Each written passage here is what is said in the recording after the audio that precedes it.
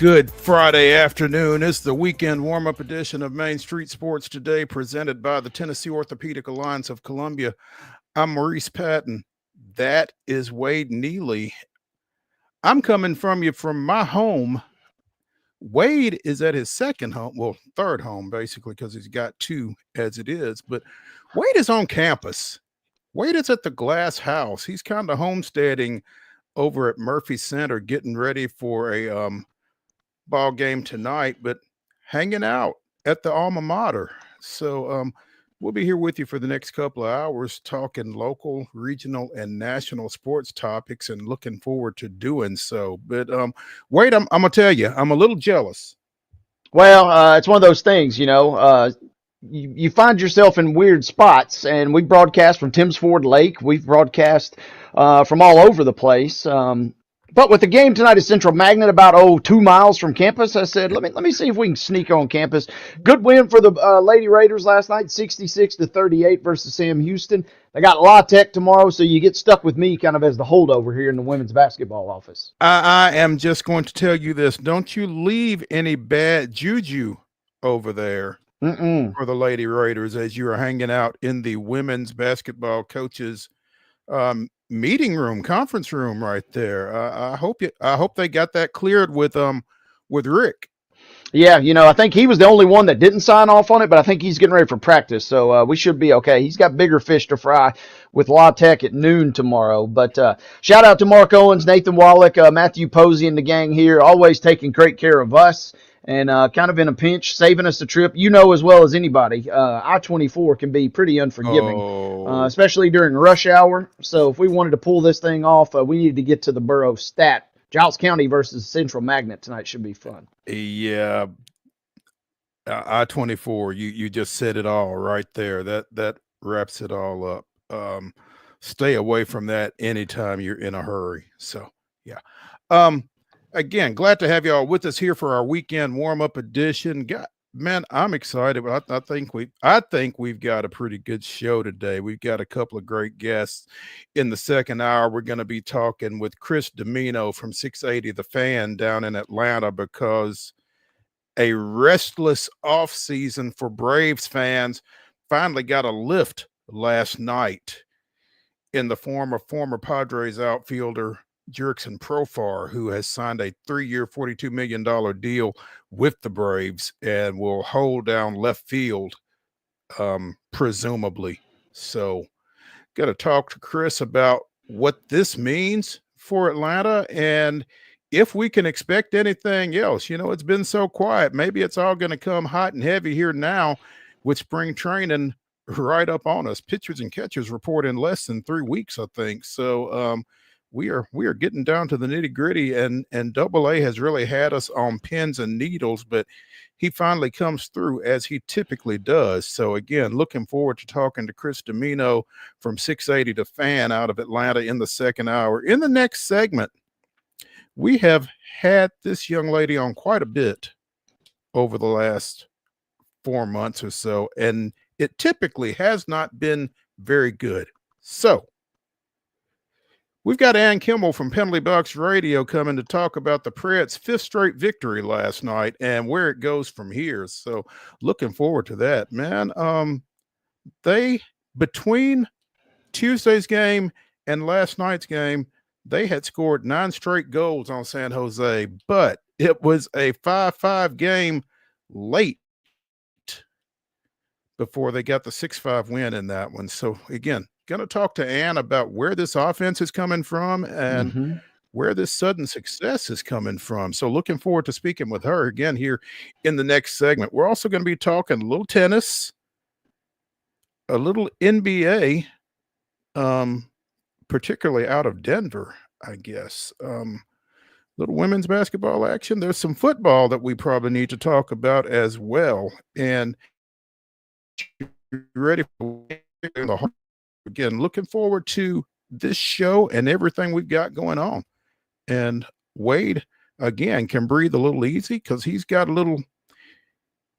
some breathing room between the end of our show at 4 o'clock, which is, I guess he can maybe watch a little bit of South Carolina and LSU before he slips over to Murfreesboro Central, since he is so close over there. So you suddenly got you kind of got a leisurely evening once we get done. And we won't hold our breath till we get signed on Pulaski Citizen Live at 5:50 this evening. But and it's never easy to get 2 wins. Giles County struggled mightily in both of those contests, home and away last year. So, but yes, we're trending in the right direction, as you said. A lot to talk about, a lot to be excited about, and we roll right into championship weekend. Things are on the come up, as you might say, but still anything can happen in the next little bit. Shh, shh, shh, shh. Just don't talk about that. Anyway, let's go ahead and get things started. Let's get it rolling with yesterday's results in this weekend schedule on the rundown. This is the rundown. Hey, gang, before we tap into the Friday rundown, I want to remind you that it is brought to you each and every single week by Chip Walters of Exit Realty Bob Lamb and Associates. The Blue Raider Voice also wants to be your trusted advisor in real estate. So contact Chip at 615-542-1915 or visit his website at choosechip.net. That's Chip Walters, proud to support youth sports across Middle Tennessee. High school girls basketball action from Thursday night. Christian Community defeated South Haven Christian 31-25.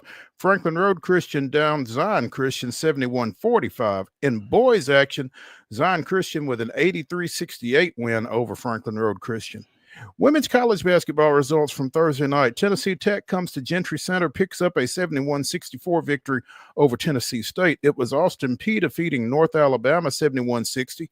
Central Arkansas edging Lipscomb 71-69. Vanderbilt not edging Arkansas 101-60. Vanderbilt's 6 100-point game of the season. Shea Ralph's got it going on down there. Middle Tennessee State over in the Glass House defeating Sam Houston 66-38.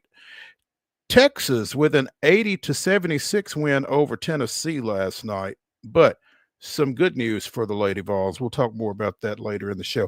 Montevallo defeated Trevecca 56-43. Fisk with a 53-46 win over Talladega.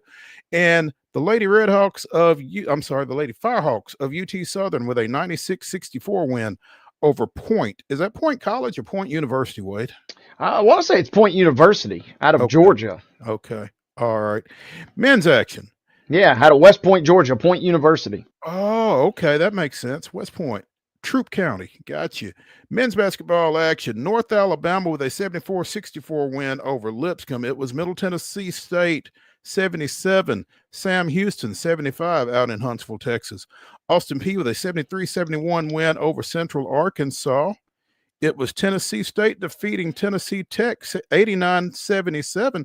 That's back-to-back wins for Tennessee State, excuse me. Good job, Brian Collins. We'll get to talk to him tomorrow over at Columbia State.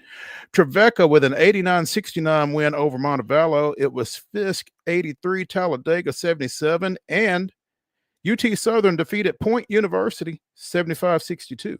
On the ice, out at the Shark Tank, the Preds extend their win streak to 5 straight games with a 6-5 victory over host San Jose.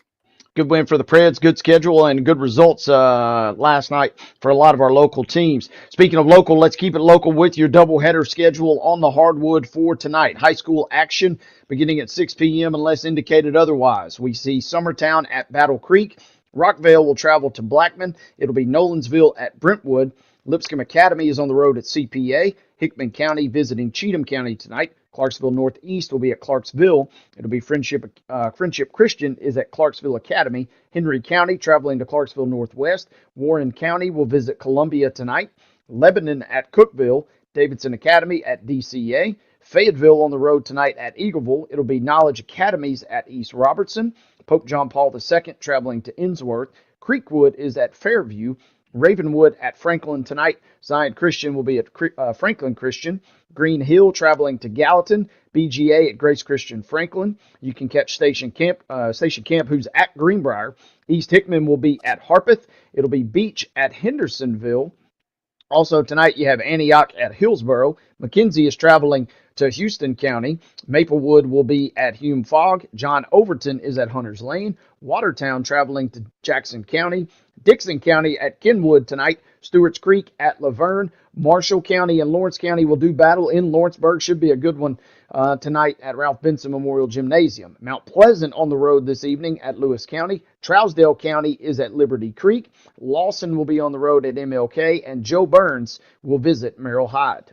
We've got more of the schedule, but before we go any further, want to mention Wade mentioned that Antioch game at Hillsboro. A lot of our high school games will feature blue outs or some sort of tribute to Antioch in relation to the tragedy that they had earlier this week. So kind of check your wardrobe as you run out to a high school ball game tonight. Try to get you some blue on and just keep those folks at Antioch High School in your thoughts going forward here over the next few days.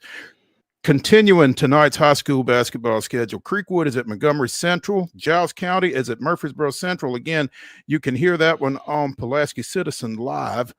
Good Pasture is at Nashville Christian. Independence goes to Page. Portland is hosting White House. Franklin Road Academy goes to Providence Christian. Also on Pulaski Citizen Live, it's Culleoka at Richland tonight. That should be a good one. Just saw Culleoka the other night. Their guys are pretty tight. Oakland is at Riverdale. The Battle of Northwest Broad in Murfreesboro. Hampshire goes to Santa Fe. Spring Hill is at Shelbyville. Rossview is at Springfield. Summit hosting Centennial. Middle Tennessee State goes to University School of Nashville. Glencliff is at Valor Collegiate. Columbia Academy goes out to Bell Buckle, taking on the feet and the Lady Feet of Webb. Westmoreland is at White House Heritage. Kip Nashville is at Whites Creek. And Smyrna goes to Wilson Central. Other games coming in over the course of the weekend. These will be tonight, but it'll be girls basketball only. Harpeth Hall will be at Father Ryan. Game begins at 6 p.m. Also at 6 tonight, St. Cecilia Academy will be at Brentwood Academy. Boys standalone contest tonight beginning at 7:30. MBA at Father Ryan and Mount Juliet Christian, who's at Ezel Harding.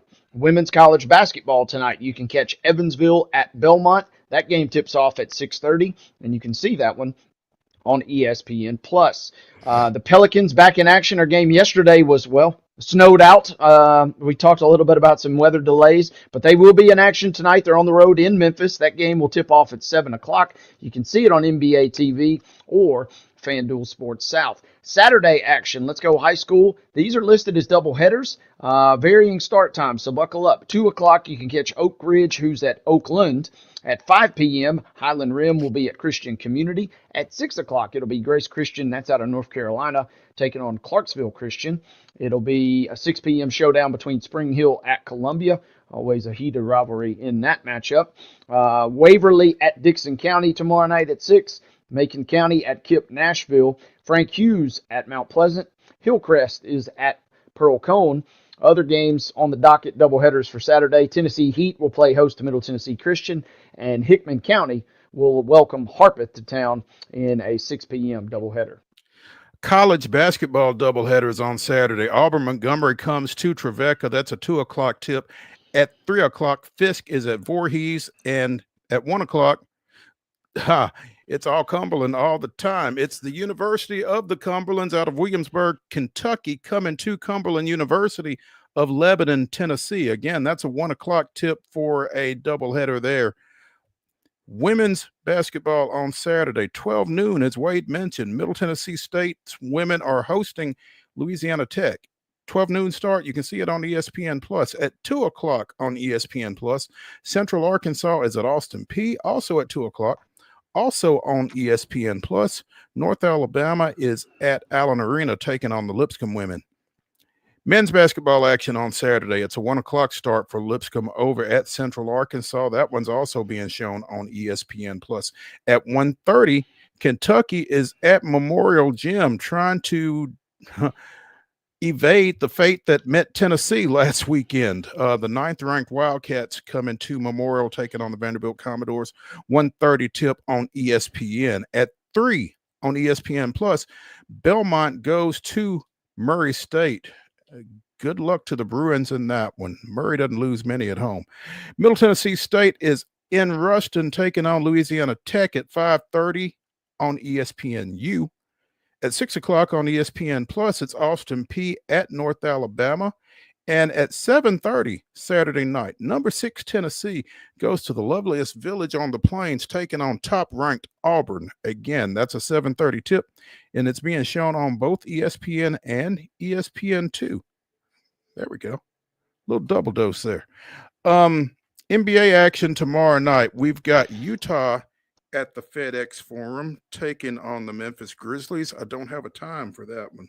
If anybody wants to help me out, they can. 7 o'clock. 7 o'clock for Utah at Memphis on Saturday night.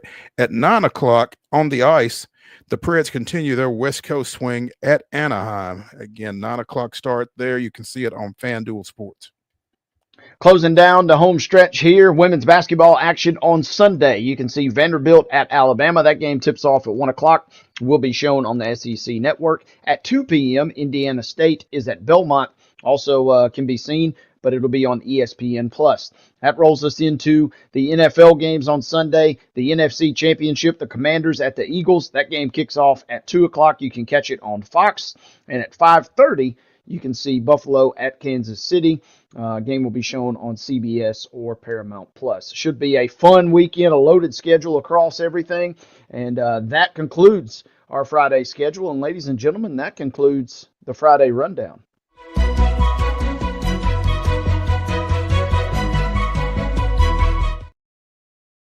Your top story brought to you, as always, by the fine folks at Piggly Wiggly in Neely's Mill in Columbia. Be sure and check out their delicious daily deli lunch options available from 11 a.m. until 6 p.m. Also, their hand-cut meats, and everything is cost plus 10% at the cash register. Piggly Wiggly, Neely's Mill, Columbia, bringing you our top story. You know, a couple of days ago, we were talking about Novak Djokovic not speaking with the local television station in Australia following a win in the Australian Open because he felt that they had slighted him and his Serbian fan base. Well, Channel 9 won't have the Joker to kick around anymore because he had to pull out of the Open. He retired during his semifinal match last night against Alexander Zverev. Wade? Zverev, yep. Zverev. There we go.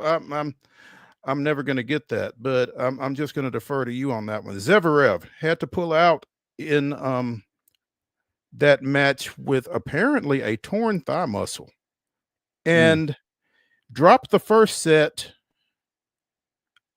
and he was booed off the court. I don't understand this. I mean, the guy was hurt. That's tough.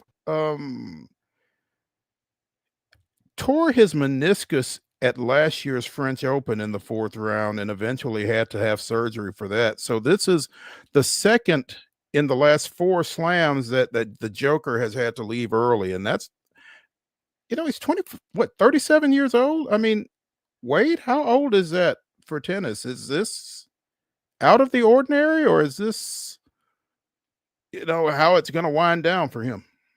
Well, I mean, he's definitely in the twilight of his career. And, I mentioned him versus Alcaraz. It was kind of one last, maybe 2 last stands for the Joker versus somebody who's probably going to enter that next realm of some of the greats of all time by the time Alcaraz probably wraps up. But it was frustrating, right, on a number of fronts. Yes, he goes out, and he's had, a love-hate relationship just this tournament alone. But he's really kind of leaned into the bad boy role. He was very, very critical, very outspoken during the COVID years and kind of borderline political with a lot of his comments. So, I mean, he has leaned into and kind of in his latter years embraced the villain role a little bit. That probably had a little something to do with it. And obviously the comments earlier in the tournament probably did him no grace with the Australian fans. But kind of frustrating. And Zverev tried to play the peacekeeper, and he did as well of a job as he could. And I'm watching, and I'm like you. I'm kind of blown away by what I'm hearing because we're talking about one of the all-time greats, villain or otherwise. And to see him booed like that, in a sport that usually shows a little bit more respect, especially in those moments where grace is probably required. But they were relentless. But Zverev came out and said the very first thing I want to say is don't boo these guys. Don't boo us when we come out with an injury. He said, I know you guys paid for tickets and wanted a good match, but he's done this thing and given it his all for the last 20 years. So Zverev trying to paint a rosy picture, trying to calm the crowd down. I mean, yeah, you would be frustrated, even if you're not frustrated with Djokovic, right? I mean, you spend $1,500, $2,000, whatever your cost to get in was last night for this semifinal, Right. and you get to watch one set, you're going to be a little frustrated. So on one hand, I get it in that regard, but yeah, it was a tough scene to see him booed off the court like that. Man, chasing his 25th Slam championship, Joker was, and obviously coming up short with a walk-off victory for Zverev in the semifinals. It'll be Zverev and Sinner, right, in the championship? Yep, did not stay up for Sinner and Shelton, but the dream comes to a close for the American Ben Shelton. Sinner played well. Zverev has played great this tournament, and kind of under the radar by some other, more dominant performances. But that's just fine. It'll still be an electric championship Sunday morning, about 2:30 a.m., I think, when they get things rolling. But we at least snuck one American in as Madison Keys. Who knows how she'll do? She's number 19 in the world. She's facing number 1 world-ranked Sabalenka. That gets underway at 2:30 tonight. You at least have a little rooting interest if you're looking for just the pure American appeal. But the men's final will be fun. Sinner has played some great tennis during this whole 2-week run in Australia as well. So let me ask you, 2:30 a.m. Sunday morning, do you stay up or do you get up for that? Or is it C, neither of the above? I'm always a stay-up guy. If I go to sleep at that point, all bets are off. And considering Sunday, I mean, that's the day to rest, recoup, recharge. You don't have football to worry about until the afternoon. Feel free to stay up for that one. Man, it would have been cool to see Shelton and Djokovic going at it. That would have really kind of, I think, captivated some of the American casual tennis fans. Right. But instead, we kind of get a diehards, match. And if I find myself still awake at that hour, it's definitely going to be a power through rather than a try and set an alarm for. Got you. That's why I love Australian Open. I've said it before. I love it because it's 30 degrees out here. So even though it's only like 70 in Melbourne, it feels like it's 105. So I just love watching and feeling warm. And then anytime, whether it's the Olympics or an Aussie Open, something like this, you give me a chance to stay up late to scope that out, I'm going to take that. There we go.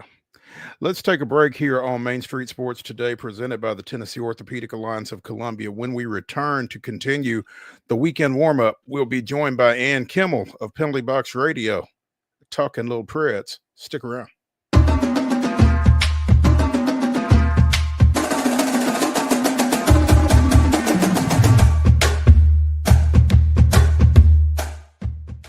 Whether you're an athlete or a weekend warrior, when it comes to your performance, don't settle for anything less than excellence. We're proud to announce that Mid-Tennessee Bone and Joint Clinic is now Tennessee Orthopedic Alliance of Columbia, where we are redefining sports medicine and orthopedics. Tennessee Orthopedic Alliance's team of expert sports medicine physicians understands the unique demands of your body. TOA Columbia specializes in personalized orthopedic care, offering state-of-the-art treatments for everything from sports injuries to joint replacements. Learn more at toacolumbia.com. Step into the Lionel retail store at Opry Mills, Nashville, and you'll be captivated by all the magic of the 123-year history of Lionel trains. Whether you're already a train enthusiast or just getting started, Lionel will energize your love for trains. NASCAR fan? Come check out your local Lionel station to learn all there is to know about model trains and die-cast NASCAR collectibles. Visit nashville.lionel.com or call 615-455-9399. Custom Stone Handler supplies over 600 distributors and suppliers with quality stone products. Along with River Stone, we produce and distribute over 100 building, landscape, and other bulk products. Our goal is to provide quality products, service, and partnerships to ensure our customers' success. We firmly believe that the measure of any person or company is how they treat other people and customers. Give them a call at 931-490-4990 or visit CustomStonehandlers.com.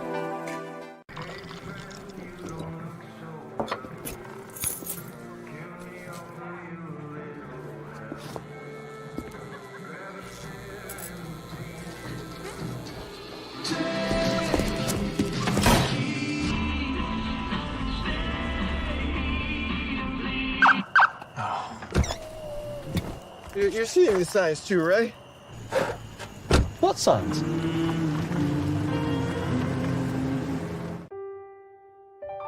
This holiday season, the largest lantern festival in the country returns to Nashville Zoo.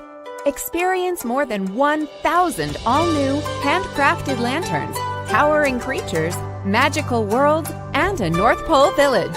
At the center of it all, the Smashville Ice Rink. Welcome back to Zoolumination at Nashville Zoo. Bigger, brighter, and better than ever.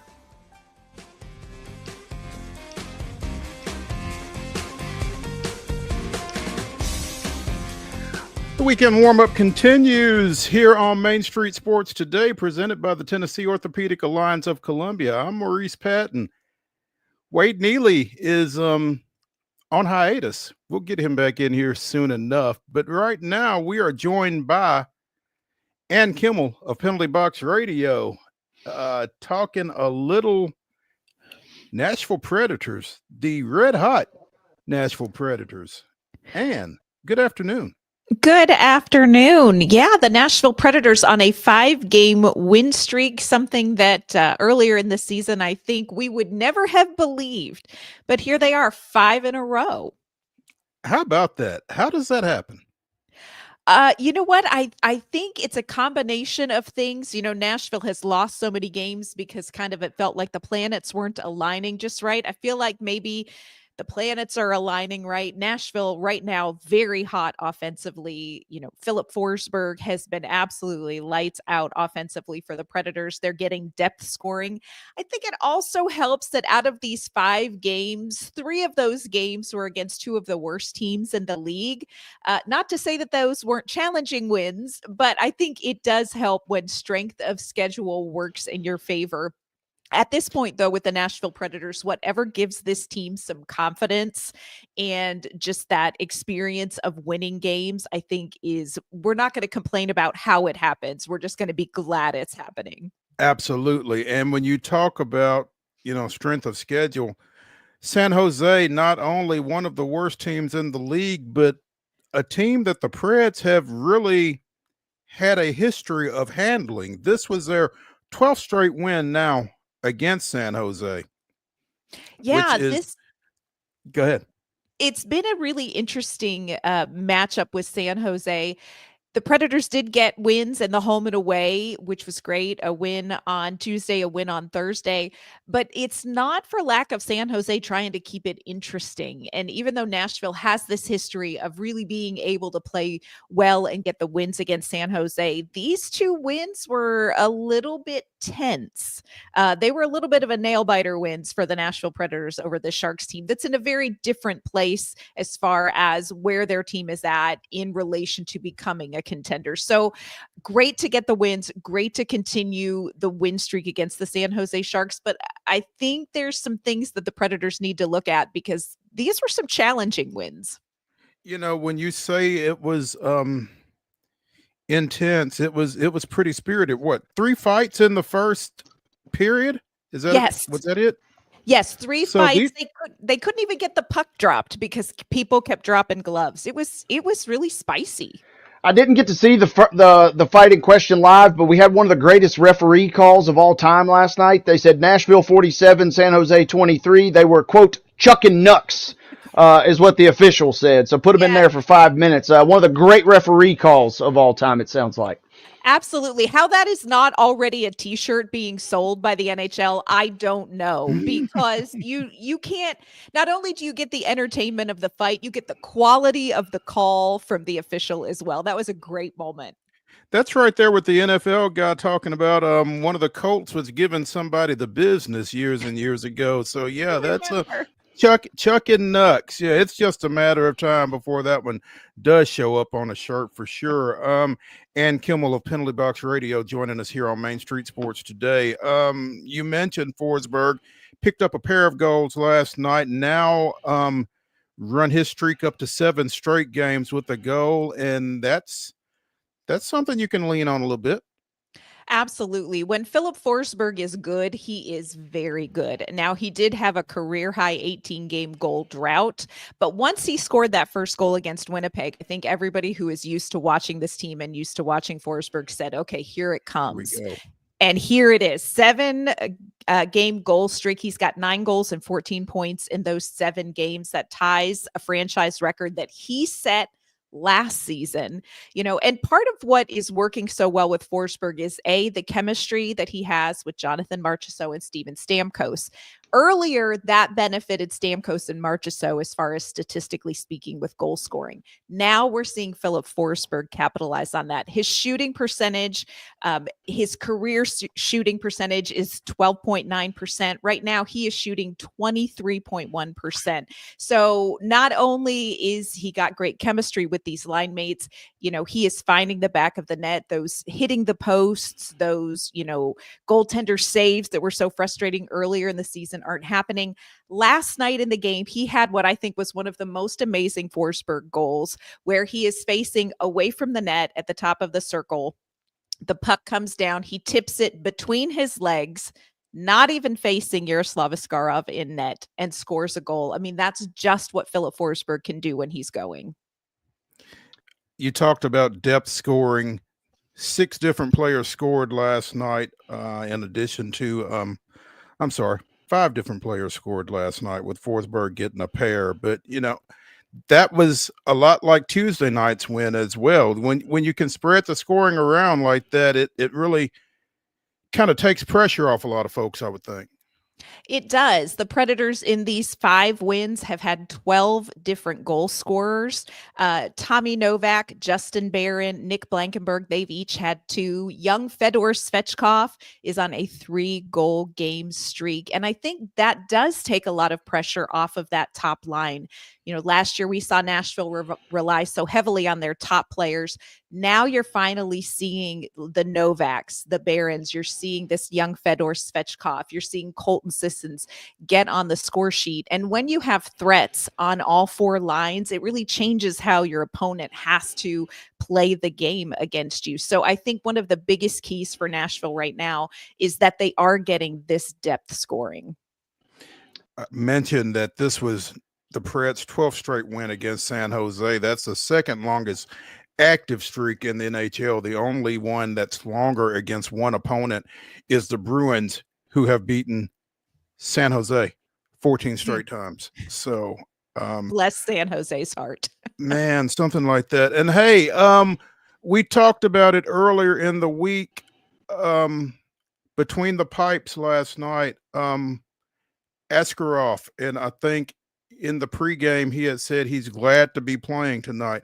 I wonder if he was still glad to be playing by the end of last night. It was interesting. The Predators got up to a very quick 3-0 lead, and it was one of those moments where you thought, oh my gosh, are they going to pull Yaroslav Askarov? Because Nashville just absolutely got to him. And again, ended up giving up 6 goals. Nashville, of course, gave up 5 goals, but it was interesting to see Askarov in net. It was interesting to hear from him. Of course, he says no hard feelings with Nashville, was looking forward to playing the Predators, but just the way that the trade went down, I think was a little bit more drama than I think Predators fans liked. I think the San Jose Sharks are glad to have him. I think it's a good fit for him. But I do think that it was pretty interesting because there was a stretch in that first period where you thought, are the Sharks going to have to pull him against the Nashville Predators? So, it was interesting to see him in net. Interesting that we didn't see UC Saros. Justus Ananen got the start. I think some Nashville Predators fans wanted to see this. Hey, we chose to stick with UC Saros. Let's put him against Yaroslav Askarov in 60 minutes and see who made the best, move in this deal. But we saw Justus Ananen. I think that means we'll see Saros Saturday night against Anaheim. You mentioned Ananen. I found it fascinating. And on a night where he gives up 5 goals, he still managed to get the 3rd star. And I didn't watch the first 3, but I did see the end. Can you describe? I had the volume low because the wife was sleeping. But what on earth transpired during that crazy power play sequence down the stretch where San Jose is just rifling shots, and whether it's Onanen or a couple defensemen making blocks, they somehow kept it away. That was absolutely incredible. And I think that speaks to what Nashville likes so much about Justus Onanen. First of all, he is a large Finnish goaltender. He takes up a lot of space to begin with, but he's very mobile. He is also extraordinarily calm in net. He just does not get rattled. And you saw it in that sequence, because in that sequence, like you said, San Jose absolutely peppering the net. He had lost his stick, getting tangled up in front of the net with other players. At one point, defenseman Nick Blankenberg comes in, makes a save because Justus Onanen was out of position. Interesting story about Nick Blankenberg. We were kind of laughing about this. He played his first 18 years and into juniors as a forward. In a game in juniors, they lost their defenseman, and their coach said, "Can anybody step in and play defense?" And he said, "Well, I'll do it." And he became a defenseman. Now we're like, let's just put him up for the Vezina as a goaltender after that amazing save. He's a really interesting player, but Justus Onanen, no stick, peppered the net. He's got defensemen trying to help him out. This guy is absolutely calm under pressure. And you saw that in that play. The moments aren't too big for him. And it was really great to see him get that win. I think Nashville really likes what they have in him. Andrew Brunette has said, the more I see him, the more I like him. It was kind of saved by any means necessary, because at one point he went like even Snow Angel, just laying on the ground, just trying to block it any way that he could. Yeah, I think that was how play got stopped. I think he just smothered it finally, but it looked like every time he was going to be able to grab his stick, somebody kicked it or something like that, and it was out of reach yet again, and so he had to stay in and try to protect the net as best he could. But what is this, 4 straight wins for Onanen now? So I think so. He has come in relief a couple of times too for UC Saros and done very well. Like I said, Andrew Brunette has said in media availability, the more I see of him, the more I like his game. And, look, Nashville, the one thing we know they can do is develop goaltenders. They have a fantastic goaltending development department, and they're really loving what they see from Onanen. And Onanen came to Nashville very excited about the opportunity, very hungry to get in here and learn, not just from UC Saros, but from Ben Vanderklok, from Mitch Korn. And I think, as good a fit as Askarov is for the San Jose Sharks, I think you are seeing that Onanen is a really good fit for the Nashville Predators. And Kimmel of Penalty Box Radio joining us here on Main Street Sports today, presented by the Tennessee Orthopedic Alliance of Columbia, talking Preds. And so after taking home and home games against the Ducks, who are against the Sharks, who are last in the Pacific, the Preds take on the Ducks tomorrow night, who are next to last in the Pacific. How do they stretch this thing to 6, Ann? I think they need to maybe focus and buckle down defensively. That was one of the things that we saw in the game last night with the San Jose Sharks. They kind of lightened up defensively, and not just the defensemen, but I'm saying forwards also just weren't doing what they needed to do. You've got to see them do that against Anaheim. Yes, Anaheim is one of the bottom feeders in the league, but let's be honest, right now, statistically, so is Nashville.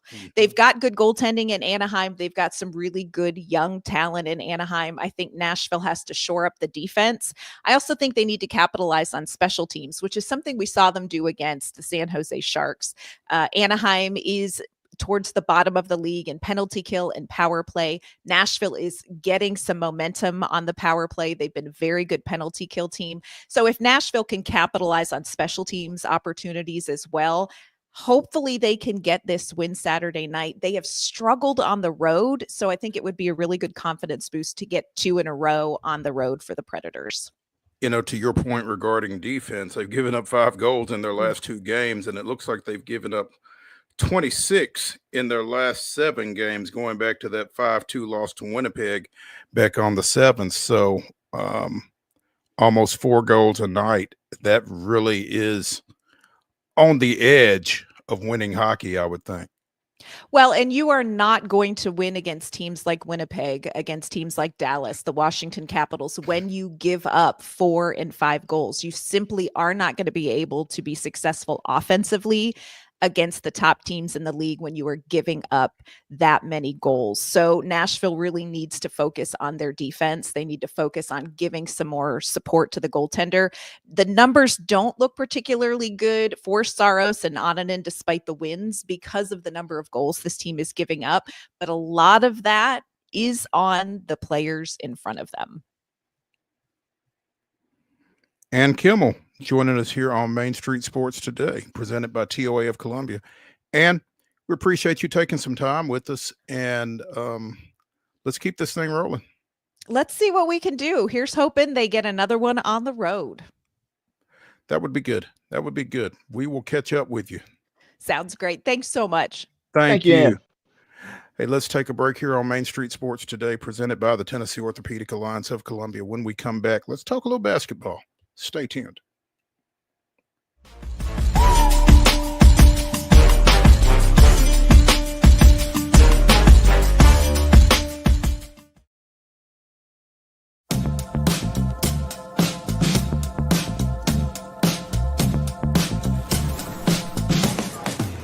Do you want to be a bad man? Yes, you do. Do you want to taste sweet salvation underneath the summer moon? Do you need another hand now? Yes, you do. Go see Miss Josie down on Columbus Avenue. All right, Columbus Avenue.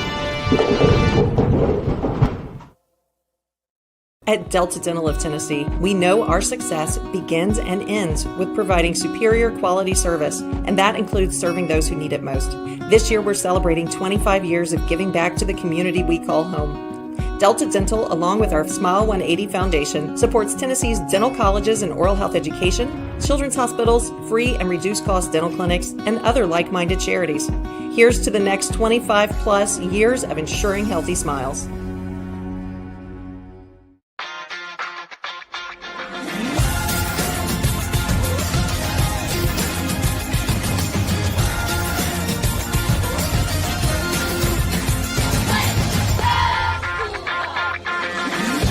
Whether you're an athlete or a weekend warrior, when it comes to your performance, don't settle for anything less than excellence.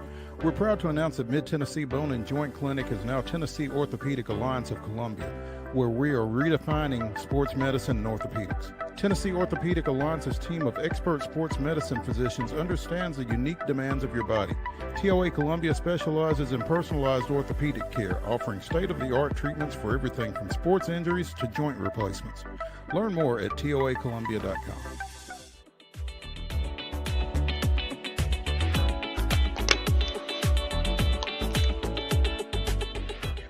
The weekend update continues here on Main Street. The weekend warm-up continues here on Main Street Sports Today, presented by the Tennessee Orthopedic Alliance of Columbia. That's Wade Neely holding things down from the women's basketball coaches conference room at Middle Tennessee State's Murphy Center. I'm just here at home, but let's talk a little hoops. The NBA's All-Star Game starters were announced yesterday evening, last night, and probably need to put starters in quote marks because they are changing the format for the All-Star Game. Instead of a East versus West or a player drafted roster for the game, there will be 4 teams participating in this year's All-Star Game. 3 of those will be comprised of the 24 selected All-Stars, and the 4th team will be the team that wins the Rising Stars Challenge, which I think is played on Saturday of All-Star Weekend. So 10 starters were announced last night. The reserves will be announced on Thursday, the 30th, and then from there you'll get your 3 All-Star games with All-Star teams, excuse me. So again, starters is a little loose, obviously. Wade, what do you think of this? You're a big NBA fan. Well, I'm not going to be on. I'm not fully where Kevin Durant landed when he said, "quote simply, I hate it." I'm not there. I mean, at the end of the day, we're talking about an exhibition game, so I approach it like an exhibition game. Let's have fun. Let's try and treat it, in different ways. Whatever kind of gets the players excited, whatever kind of gets the fans engaged. That's really kind of what you're all about. It will be kind of fun and kind of a unique twist. But I did think it was pretty cool. We did see Karl Anthony Towns get named last night as the starter after making the move to New York, and he has been so fantastic this season. That was kind of a nice, I don't want to say heartwarming moment, but kind of reaffirming moment in a sense. Because then we also, on the other side, I know they're playing out west, but Steph Curry, you could make the argument that was a little more of a career achievement bid right there. You could maybe even borderline tiptoe to saying the same about LeBron James. But at the end of the day, it's to sell tickets and it's to have fun and promote one of the cool events. This is by far my favorite of the four major sports in North America's All-Star Weekend and All-Star Game. So whatever you got to do to spice it up, I'm okay with. And if it stinks, then I'll side with Durant, and we'll go with that after the fact and say I hate it. But for now, I'm cautiously optimistic. Cat and Nick's teammate Jalen Brunson are both both Eastern Conference starters, for what that's worth, along with Donovan Mitchell from Cleveland, Jason Tatum from Boston, and Giannis Antetokounmpo from Milwaukee. Those are your Eastern Conference starters again. From the West, you've got the aforementioned Steph Curry, you've got LeBron, you've got Durant, SGA, who I don't think you could have not made a starter with the season he's had to this point, and Nikola Jokic of the Nuggets. And he celebrated with his fifth straight triple-double last night as Denver defeated Sacramento 132-123. And his triple-double was a 35-point, 22 rebound, 17 assist variety. I saw a tweet somewhere last night that said there had not been an NBA player that had a 32-point, a 22 rebound, and a 17 assist game in the same season. So, just for what that's worth. He's been playing at an unreal level, and he had kind of just slightly fallen off the radar in terms of MVP. I just mentioned on the show yesterday or 2 days ago that there's kind of a little swell that maybe SGA ends up winning this thing unanimously. But then right as that kind of starts gaining some traction, Jokic comes out and is single-handedly kind of dragging the Nuggets to where they are. He had a bonker 66-footer last night right at the end of the third quarter that he just kind of throws up, and because it's Jokic, it looks effortless, and it looks like he was trying to do it. Anybody else would have blown a shoulder trying to do what he did. But the guy is unreal. And I mentioned, man, talk about, it was a wild 2 hours if you're a Serbian native or a fan of Serbian athletes, because you got Jokic doing all the crazy things, and then 2 hours later you're tapped in ready to watch Djokovic do his thing, and he has to withdraw. So it was a wild swing of emotions for that fan base. But this guy's been a phenom, and it was cool to see him get his just due, because it came on the night where he just was sensational yet again. He had a stretch in the fourth quarter where he looked like the unanimous MVP at times. It was just an unbelievable performance. Vintage Joker. 35 points, 22 rebounds, 17 assists. I mean, that's just crazy. I don't know. What are you thinking as you're watching that? I wonder. I'm thinking, man, it'd be nice. Imagine if he had some real help. They have clawed their way into the 4 spot. He had to do it all single-handedly, it felt like, in the first little bit of the season. And then guys like Russ West have finally started to kind of provide a little assistance. We're seeing Murray contribute back to a level that we've seen previously. The Nuggets are kind of sneaky. I don't know that they're back to championship form just yet, but if Joker's going to play like that, they've got a shot in any series when the postseason rolls around. 20 points and 20 boards before the end of the third quarter. He's now had 20 triple doubles on the season. So, like you said, he's pretty well dragging them by hook or by crook to the finish line there, and certainly through this stretch of the season. You got to celebrate performances like that, because another year, maybe two, is all we're going to get kind of in the real prime of this guy. And when his career is over, we're going to be talking about one of the all-time greats. And so you just kind of got to sit back and just enjoy every minute, because it's going to tip the scales here, it feels like, in the next year or two. Yeah. You know, we talked about Brendan Miller, the former Cane Ridge standout, who suffered a torn wrist ligament last week for the Hornets. He has had surgery to repair that, and he's going to miss the rest of the season, which, you know, again, for a team that is, you know, maybe sagging for flag, this maybe kind of helps those efforts. But looking at this from a standpoint of developing a second-year budding star, Miller was averaging 21 points, almost 5 rebounds, and 3.5 assists when he got hurt. And, you know, obviously the reps that he's not going to get the rest of this year doesn't help him. Maybe it helps the Hornets in the grand scheme of things, but you hate to lose that kind of young talent for the amount of time that he's going to be out. Yeah, it stinks that he's gone. Obviously, we've talked about, you know, they certainly need some more help. But if nothing else, man, we're robbed. Him and LaMelo is such a fun. I mean, it's a walking TikTok highlight reel anytime those guys get on the court. So much so that LaMelo was quote unquote snubbed as one of the starters. He dominated the fan vote because he's so entertaining every time he steps out. And Miller is more often than not right in the mix of those highlights that just kind of make your jaw drop. So kind of losing that little piece, it takes away kind of even though they weren't winning a lot of games, they were a heck of a lot of fun to watch, certainly more so when Miller was at full capacity. Second guy with Tennessee ties to go down for the year for the Hornets, former Tennessee forward Grant Williams, also out for Charlotte with a torn ACL. So if you are a guy with the Hornets with any kind of Tennessee relationships, be careful.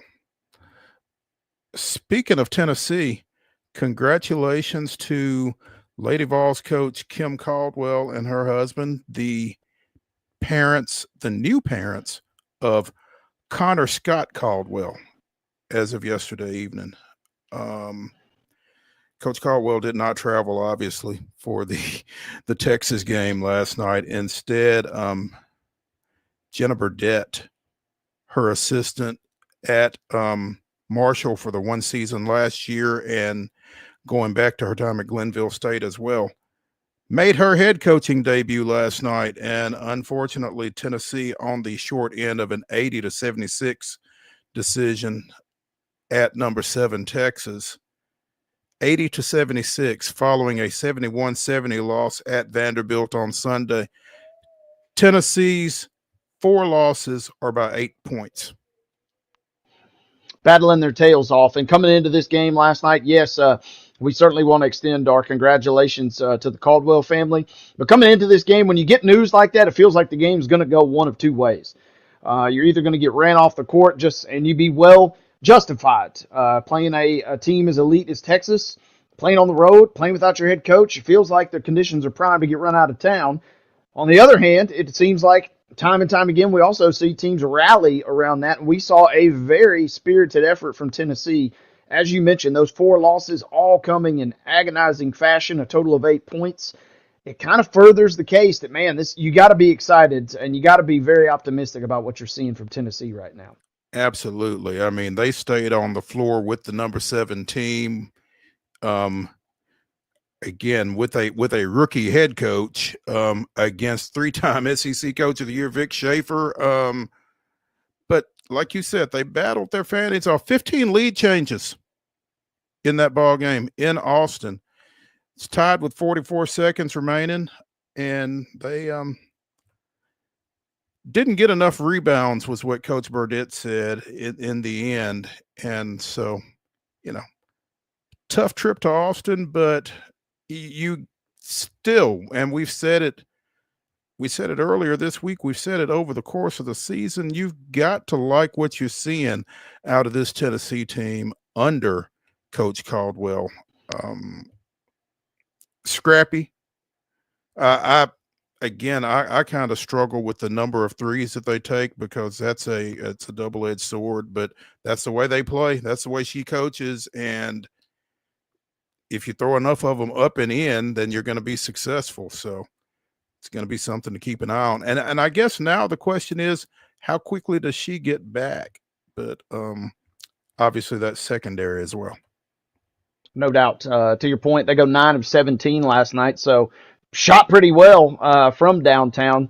Just didn't have the juice to get it. Again, that's an elite Texas team.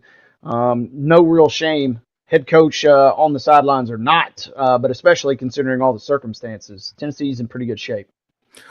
Off the floor, Caldwell kind of sees herself as maybe an inspiration. I have an opportunity here to help the next person that is going to get pregnant during basketball season, or anyone that's going to get pregnant during a time of their life that's stressful. And for most women, that's all the time. Well said. I kind of like it. Absolutely. Hey, our number one of the weekend warm-up here on Main Street Sports Today, presented by the Tennessee Orthopedic Alliance of Columbia, is in the books. When we come back for hour number 2, we'll be talking football and plenty of it. Stick around.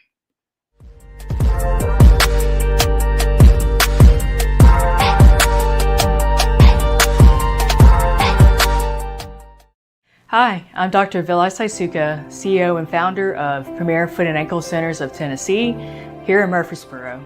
We offer foot and ankle care from ingrown toenails to diabetic foot wounds. We also fix ankle fractures and things like that. Call us today to schedule an appointment. We look forward to seeing you. Because here at Premier Foot and Ankle, we believe that the journey begins with happy feet.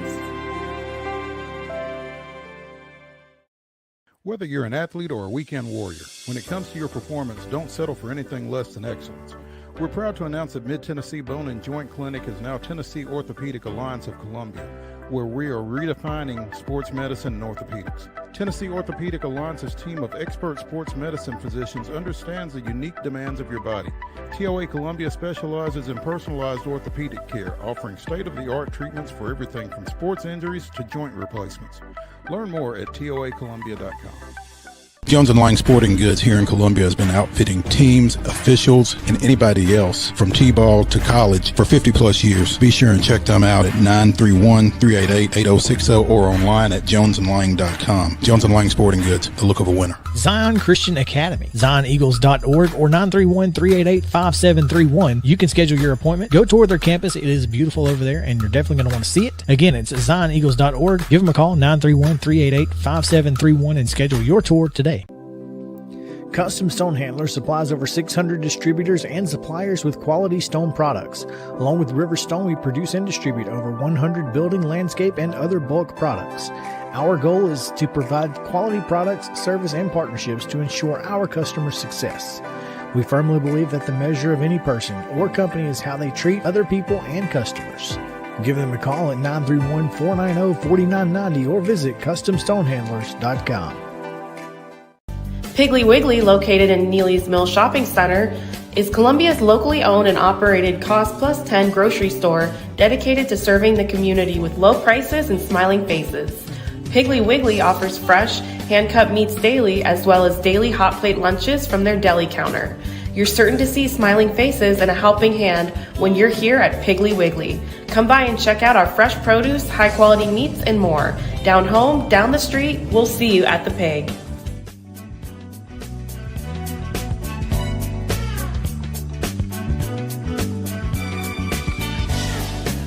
Hour number 2 of the weekend warm-up here on Main Street Sports Today, presented by the Tennessee Orthopedic Alliance of Columbia. Set sail right now. Let's talk a little football. Couple of coaching vacancies have been filled today, both interesting storylines. We'll start with the most recent one. Pete Carroll will be 74 years old when the Las Vegas Raiders kick it off in September. He'll be on the sidelines with them, apparently. Has signed a 3-year deal with an option for a 4th.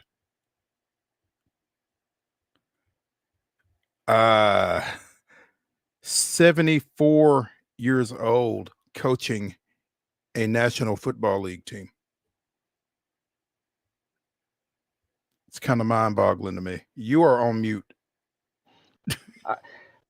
Well, I was in full Pete mode. I need a piece of chewing gum because have you not seen my man on the sideline? That's the youngest 74-year-old soon to be on the planet. And I mean, I look at this two ways. Yes, he's old, but he's got a super sharp mind. He definitely brings the juice. The enthusiasm will be there. And I mean, do we really think he serves out the full length of this contract, but whether it's his choice or not? This is a sneaky way to maybe put a little stopgap in for a year or two until you can kind of solidify a few other things. I don't necessarily hate this move for Vegas. He will be the oldest coach in NFL history. And, you know, again, he's a youthful 73, but he's 73. So it's to your point, though. I mean, the guy's had a ton of success both at the professional and at the collegiate level. I mean, the Raiders weren't the only people to, you know, figuratively kick the tires on him. He was involved with the Bears vacancy as well before they ultimately decided to hire Ben Johnson earlier this week. And, you know, again, with good reason. Seattle 137-89-1 with him.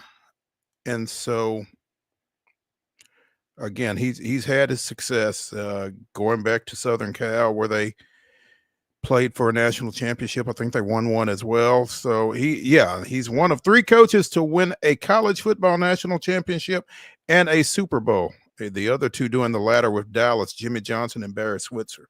So, you know, think about that AFC West for a second now. You've got 2 national championship coaches in Carroll and Jim Harbaugh. You've got Sean Payton at Denver and, Andy Reid. So all have been to Super Bowls. So, I mean, we talked about it with the quarterback or the GM situation, right? I mean, you step into that job knowing that you're probably 4th in a 4-team race. Meanwhile, Pete just, I mean, happy-go-lucky as could be, he strikes me as the guy. He was scheduled to be a adjunct faculty member at USC this spring semester. So, I mean, he just kind of strikes me as like, hey, I just love the game. I love being around competitive, energetic folks. You know what? Who's to say, you know, that I can't maybe win an extra game or 2 in Vegas? I feel like you hit the right hire with him in the sense he's kind of achieved all he wants to achieve, perhaps, as a coach. There's not much of an ego, it doesn't feel like, with this hire.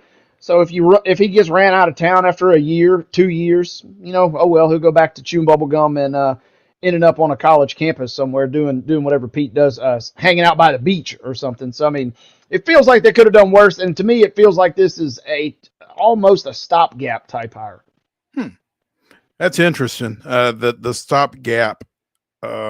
I mean, nobody's going to say that, right? You're not saying, hey, we're hiring this guy so we can fire him in a year or 2 and then really get who we want. Or, you know, he's a guy that it's hard to knock his resume, certainly, and it's hard to really find anything bad to say about him. So this is kind of a little bit of a nice PR win for the Raiders. And then you can maybe start, getting your pieces in order in a loaded division, and you're the one team in that division that doesn't have any real answer at quarterback. Right. And so, you know, you get some credibility when you are able to bring a Pete Carroll into your organization. So to that end, what you're saying makes a whole lot of sense. And then when you get some other things addressed and shored up and you're really ready to compete, and maybe you get your guy. But nobody's going to – they're going to win the press conference with Pete Carroll at the podium. So, and it also feels right. I mean, who knows how deep down the road they got with Ben Johnson, but when he kind of leaves you at the altar in a sense, if you were really, really hoping or banking for him to step through the door.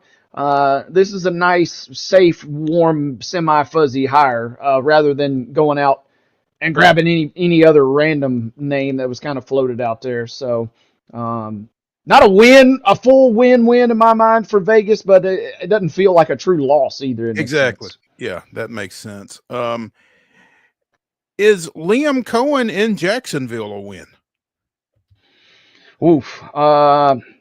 If the situation had not played out the way that it did, I would say, yeah. With the way the situation has played out, oof, it does not feel like it. Yeah, it's been a little wonky to say the least. He pulled out of the search. The Jaguars fired their general manager. As we talked with Cherian Williams a couple of days ago about this, they fired Trent Baalke, and apparently one of the first things they did was reach back out to Cohen and say, hey, we got rid of the problem. How about now? And apparently he went up there and talked to him and declined phone calls from Tampa Bay while he was talking to Jacksonville. Apparently, Tampa Bay was prepared to make him the highest paid offensive coordinator in NFL history as long as he did not entertain any further conversations with Jacksonville. So he just didn't call them back, and they got the deal done. So interesting little subterfuge there, little intrigue there. Yeah, so odd, and we talked about multiple times this week that Balky's move feels like it should have been done weeks ago, and Khan comes out and basically says it's going to take a real crazy situation for me to get rid of him, and I don't know that Cohen. It almost feels like the Jags got so desperate that he is a hot candidate. I mean, he's had some great success previously with the Rams. Before now, he gets back in the NFL this past season as the coordinator in Tampa. And they had a explosive offense, even with some key injuries throughout the course of the season. So, I mean, that's one where, like I said, I would have been excited if it hadn't played out in such a weird, messy format. But that's kind of what the Jags are. So it's pretty much on brand for those guys. Yeah. It's interesting. Cohen took Dave Canale's place at Tampa Bay as OC after Canales got the Panthers gig this time last year. So is Baker Mayfield churning out head coaches? Man, yeah.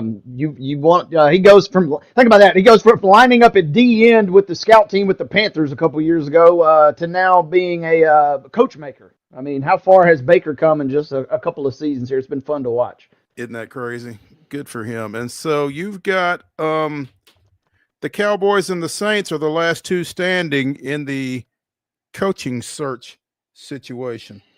Yeah, it's down to the nitty gritty, and it feels like Dallas is kind of doing everything but putting the pen to paper based on our conversations earlier this week. So I don't know. With young Schottenheimer, I guess. Feels like Schottenheimer. Maybe you go Kellen Moore if that for some reason doesn't work out. But then, yeah, it feels like the Saints perhaps sold out on Aaron Glenn, and then now they're kind of scrambling. And so it's going to be interesting to see how it plays out if they don't perhaps even, as Shereen mentioned, bringing back Rizzi, perhaps. I mean, there's not a lot of smash hires or smash news grabs, it feels like, to be had with these two jobs down the stretch. Yeah, and for a team that made a move mid-season, New Orleans has really kind of muffed this thing, it feels like. Yeah, the situation we talked about too, whether it's the Jags job or going to a different spot, it just feels like New Orleans is in a weird situation. A lot of franchises don't necessarily have answers at quarterback, but New Orleans is kind of in a weird spot because they're kind of hamstrung with their quarterback. You kind of almost know what you're going to get with Carr, but he's in such a bad contract kind of based on the productivity that you're likely to get. It really kind of hampers you more, kind of like a drafted late round guy versus an undrafted free agent. You'd rather be the undrafted free agent and be able to call your own shots. Because, man, that's a weird, icky situation. They got some pieces, and we saw them with great success to start this year, but it doesn't feel like it's sustainable long term. Right. And, again, as we talk with Sharian Williams from Pro Football Talk on Wednesday, apparently the Saints are in cap hell. So maybe that's running some folks off from that situation as well. In addition to these two head coaching hires, the Houston Texans have gotten rid of, at one time, highly regarded offensive coordinator Bobby Slowick, and he was a hot name in last year's coaching carousel, and opted to stay put with the Texans. And sometimes you got to strike while the iron is hot. Now, maybe he wasn't offered in any of those situations. I'm not real sure, but Bobby Slowick is out at Houston. And Yeah, something's up with Houston. They fired their president yesterday as well, Greg Grissom. So now they've also fired Slowick, who, like you said, felt like a hot shot. He was kind of I'm not going to say the Walmart version, but almost the Walmart version of Ben Johnson last year. I mean, he was just a notch below. And we saw C.J. Stroud deliver an epic rookie season, certainly not to the level of Jaden Daniels. But then what do we see this year? You see a pretty sizable regression in Stroud. And rightly or wrongly, it feels like the Texans found a person to pin that on. And so they're going to be moving on in the offensive coordinator position. yeah, interesting stuff there, to say the least. Speaking of interesting, apparently Robert Saleh is heading back to Frisco. He is going to retake that defensive coordinator's job with the 49ers, apparently. So I guess he is taking himself out of the head coaching search process with whoever's left, or has already been taken out of it. I'm not sure, but apparently he will be returning to Kyle Shanahan's staff, where he served as DC from 17 to 20 and helped them to the Super Bowl in 2019. Spoke with Dallas, spoke with Jacksonville, but I guess he just decided that neither of the available positions at this point were going to work out. So taking the safe route and, go where you're celebrated, not tolerated. I mean, they love him there. They loved his work out there. So this is good for Frisco and good for him, I guess. Yeah, seems like a home run for San Francisco getting their guy back. I had hoped, just as a fan of Bob Saleh, that he would end up in Jacksonville, kind of getting in terms of a head coaching position. Feels like he maybe scratched that itch, and maybe has now kind of settled into that defensive rank. I was also, he's a Michigan guy, coached at Michigan State for a long time, and then has had those long Michigan statehood ties. So I, in a way, also had hoped maybe he ends up back with the Lions. But if he's not going to end up as a head coach or with the Lions, man, San Francisco, that is a bigger win for them, it feels like, than anybody. You get a head coaching caliber guy running your defense, which has already had great success there. That's a good win for them. Absolutely. Meanwhile, in Chapel Hill, North Carolina, apparently Bill Belichick has finally officially put pen to paper and signed his contract with the University of North Carolina. So the conversations about him only having agreed to a term sheet but not actually having signed, and what that means for his availability at the NFL level, I guess all that can be put to rest at this point. Again, 5 years, $10 million per.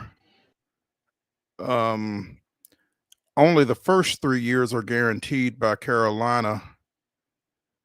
He's got a $10 million buyout if he leaves before June 1st of this year. So that's like 5 months from now. After that, the buyout drops to $1 million, which wouldn't be prohibitive if anybody decided that they wanted to reach out to him and bring him back to the NFL. So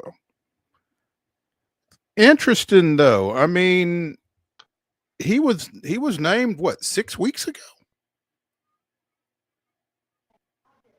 Yeah. And to what took so long? That's odd to me, but maybe it happened. Because of the name attached is I think why we really got fixated on this one, because we saw the same thing with Vrabel's deal where yes they agree to the terms, and we even saw it with the Titans and their new GM. You agree to the deal and then you go back in and you really draw up the legalese, and it sounds like with this guy there's a lot of legalese that needs to be.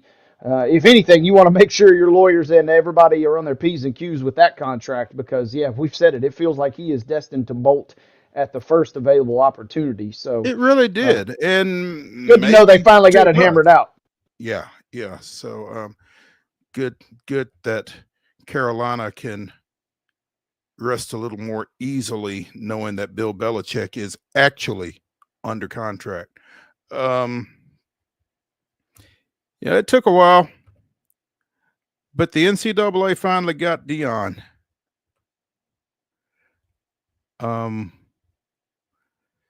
During his coaching show that he live streams on YouTube, apparently he committed a minor NCAA recruiting violation by discussing Juju Lewis, the quarterback out of Georgia who has signed.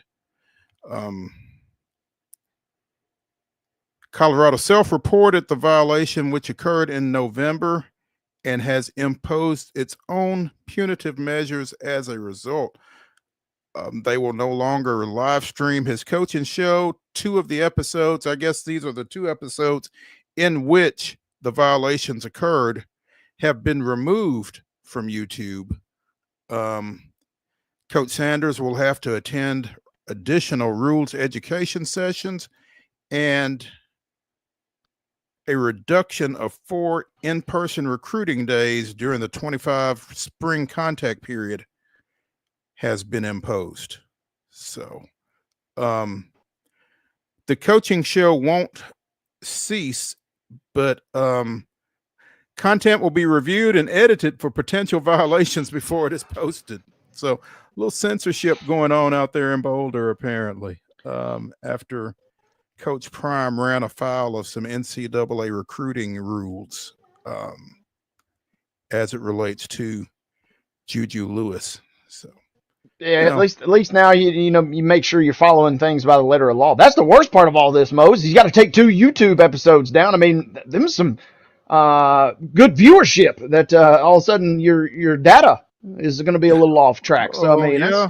that's some sponsorship maybe diminishing a little bit there. That's the unfortunate part. Them views ain't just going to return automatically. So no, you don't just get small blip in the radar.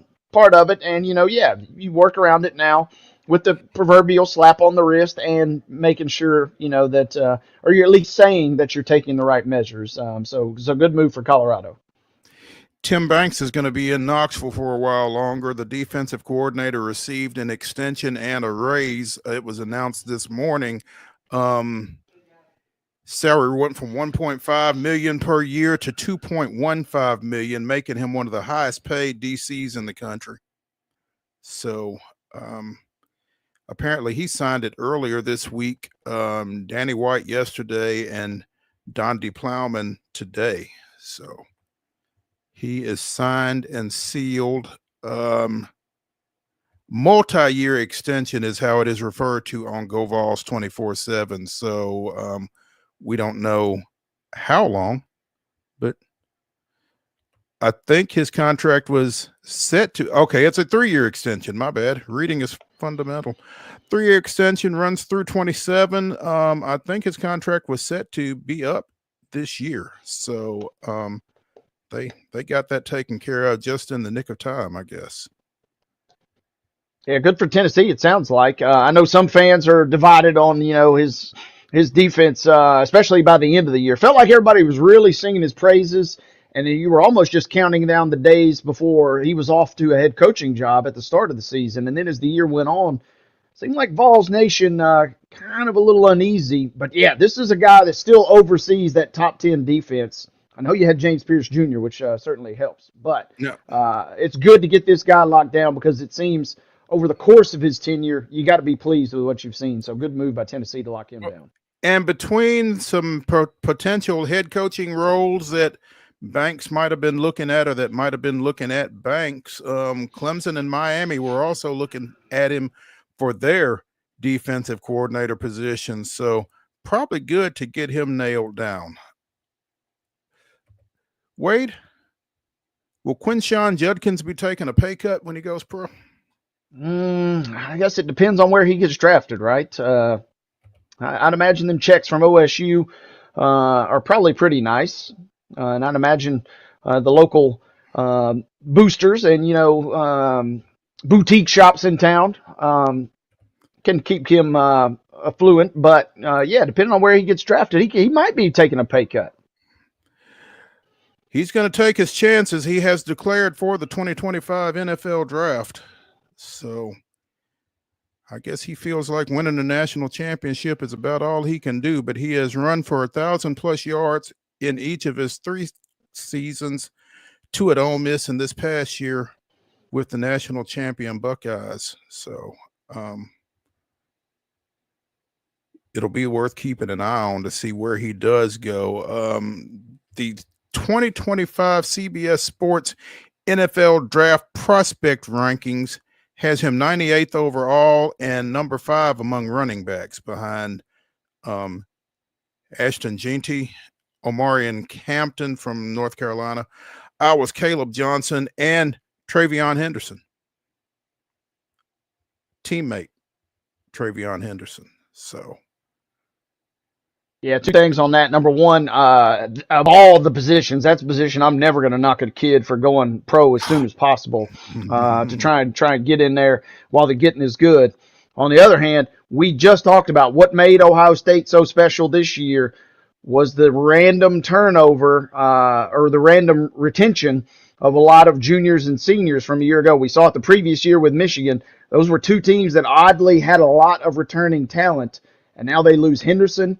They lose Judkins, and Howard is also going to be gone. So not saying it couldn't be done in terms of running it back for OSU, but the road definitely gets a little harder. They're not going to have quite that luxury they had this year of some of those veterans in key positions. No question. We talk about going from preps to pros here on Main Street Sports today, and we're going to do so real quick here in this segment.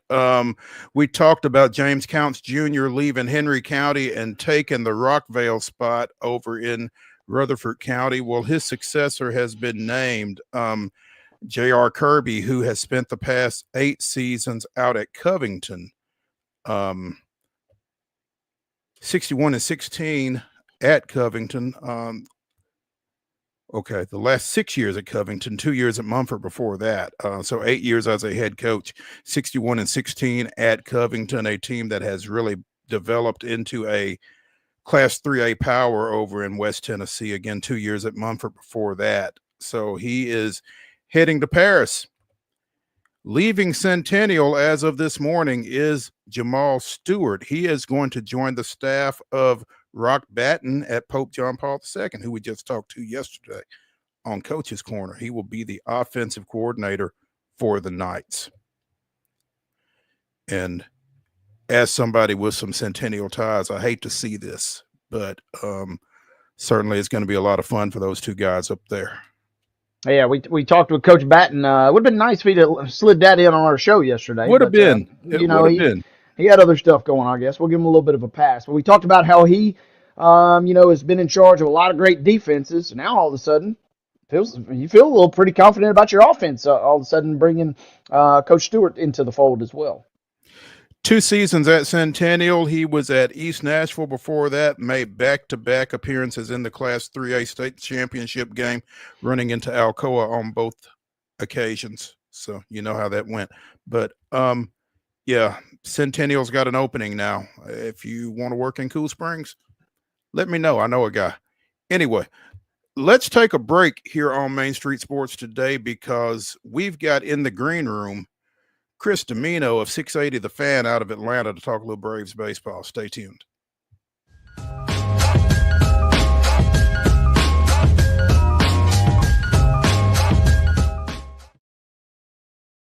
Hi, I'm Riley, a certified physician associate here at Premier Foot and Ankle Centers of Tennessee. We have a couple locations, Murfreesboro, McMinnville, as well as Franklin. We treat people of all ages. We're excited to get you back on your feet and hope we can help you today. Call us today to schedule an appointment. We look forward to seeing you. Because here at Premier Foot and Ankle, we believe that the journey begins with happy feet.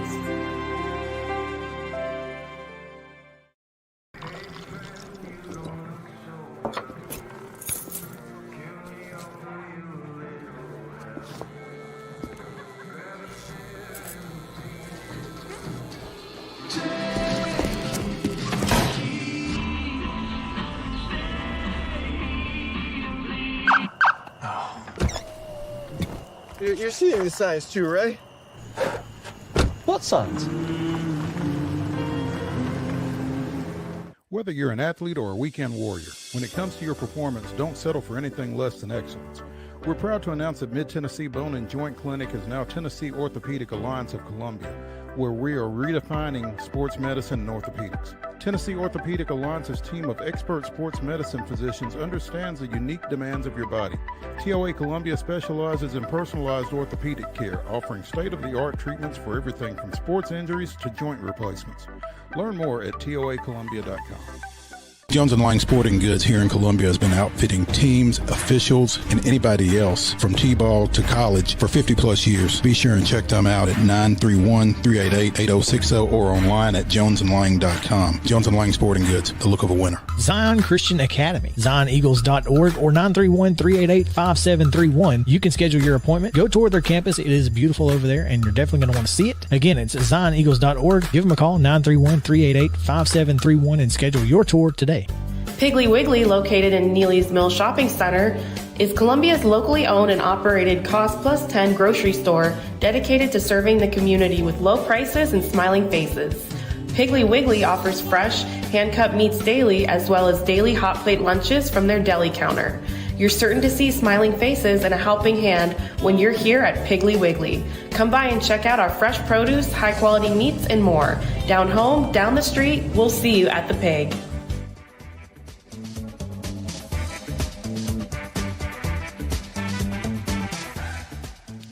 The weekend warm-up continues here on Main Street Sports Today, presented by the Tennessee Orthopedic Alliance of Columbia. That's Wade Neely. I'm Maurice Patton, and we are pleased to have joining us now the very patient Chris DIMINO from 680 The Fan in Atlanta to talk a little Braves baseball. Chris, thanks for joining us, and thanks for hanging out for a little bit while we got that last segment wrapped up. We appreciate it. Yeah, how's that job? I actually applied for the Sentinel job. What do you think? Took the Braves so long to get something significant done over this offseason? Deliberateness, probably more than anything. I think there was not a rush to sort of set a market. I think there was a possibility that you could bring, perhaps even with Profar, a market back to you, and I think that's how it's panned out. As they do that deal yesterday. Okay. I hadn't thought about it like that. That makes sense. What do you like about Profar sliding in left field, especially at that number? Yeah. So I was on a Zoom call with Alex Anthopoulos last night and texted him afterwards. You know, Santander is a guy that I think went for $92 million, and there was always going to be a difference in how this was going to play out. 5-year deal for him, 3-year deal for Profar.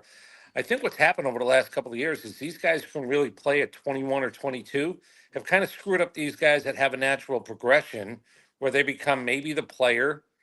They're going to be at 25, 26, 27. We used to give guys more time in the minor leagues. And then what happened is a couple of these wonder kids sort of just appeared, and you go, well, why isn't my guy who was highly touted that good at 21 or 22? And I think part of what's actually happened is maybe he's grown into his body a little bit. Maybe he's grown into better habits. He was on the station this morning, Profar was, and Fernando Tatis Sr., father of Fernando Tatis, his teammate in San Diego, they sort of worked on getting his lower body involved a little bit more. And he popped 25 home runs. And, you know, if you're asking if for the next 3 years, if this guy is that guy getting on base, hitting 25 home runs, I think you'll certainly take that at an average of whatever it turns out to be, 14 million a year over the next Mm-hmm. 3. It certainly fills the spot in left field. And then the other thing it does is Orlando Arcia can hit ninth, and all I need him to do is make every play in the field. I don't need any offense out of him.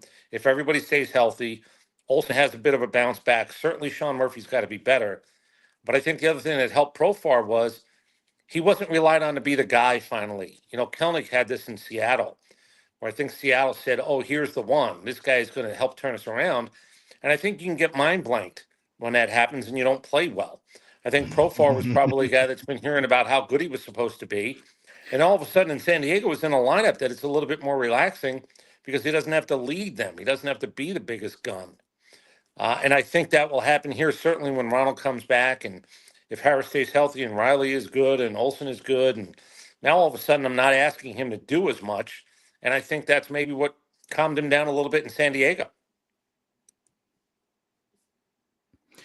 You mentioned Arcia batting ninth, and that's a heck of a luxury to have when you've got a guy with that glove and you can kind of cover him up. Obviously, once you get Acuna back, and I was knocking this around with a good friend and part-time host of this show, David Wilson, what would you expect the batting order to look like once Acuna gets back? Yeah, I think it's going to be interesting. I think Profar is a 2. I think he's a 2-hole hitter, switch hitter. On base percentage is good. Michael Harris is the guy that.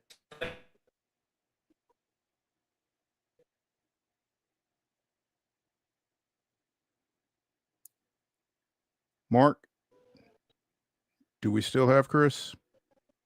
I lost him briefly. Yeah. Okay.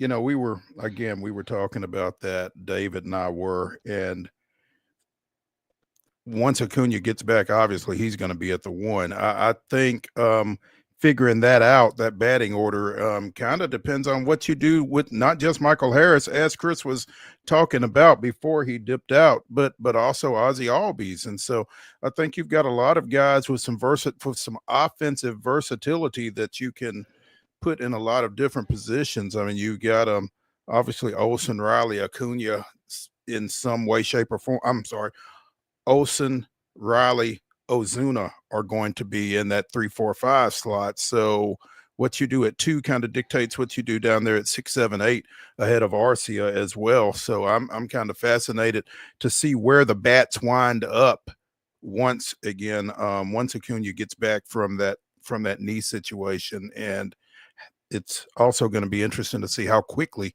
he can get back from that knee. I don't think they're going to rush him by any stretch of the imagination, because once he gets back, you want him to be back. So, and speaking of back, I think we've got Chris DiMino back.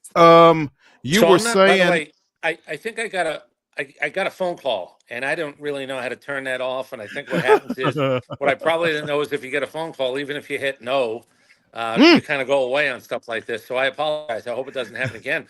Yeah, I think Profar's a 2. I think he looks like a 2-hole hitter who gives you a little bit of power. The Ronald thing, I'm not a huge fan of him hitting leadoff, and I know that I get blowback on that, and rightfully so, because he won an MVP doing it. But I don't know if he's going to be a leadoff hitter 2 or 3 years from now. The second knee injury, the speed thing. Now that he's stolen, historical numbers, I don't think he's going to run as much. I'll be curious to see if he's maybe not a 2 or a 3-hole hitter in the not too distant future. Harris can hit second. Harris can lead off. It's going to be interesting to see. Arcia, to me, is really interesting because I think at his best 2 years ago offensively, he certainly had the ability he was going to get pitched to. And when Ronald goes down again, I think all of a sudden he loses a little bit of his protection. I think he, more than anybody, wants Ronald to get back into this lineup if it's going to be a 9-1 situation. Where does Ozzie go? I've heard 6. Look, here's the thing. I don't know how old you guys are. I'm not going to guess. I know I'm old, and I've talked to guys about this for now 20 years. The evolution of the lineup has been really incredible. Like, it used to be 3 was your best hitter, 6 was your second 3 guy, and it doesn't really work that way anymore. If you told me that Ozzie is hitting in the 6 hole, I'm going to feel really good about that because I'm going to get 20 plus home runs out of a second baseman. Do you get to use his athleticism in the 6 hole? No, I'm going to rely on him to maybe get on base and turn a single into a double because 7, 8, 9 driving him in has got to be part of the equation because they need Ozzy to score runs. But I think when everything is good, if Ozzy's a 6 hole hitter, I'm perfectly okay with that because again, as a switch hitter, you get an opportunity to not maybe make or let a manager make a move coming out of his bullpen. And Ozzy at 6 and then Murphy at 7, you feel really Yeah. good. And I do So- think that when Ronald comes back, I think it's going to be Murphy at 8 and RC at 9. I do think that's how it'll play out. But Sean Murphy was bad. He's been bad for a year and a half, and I don't know if there's an elixir. I don't know if a new hitting coach that is here now this year. That staff from last year is gone after the historical season ahead in 2022. Maybe he just needs another voice. I don't know. I don't know what's happened to him offensively because he's really not a tool.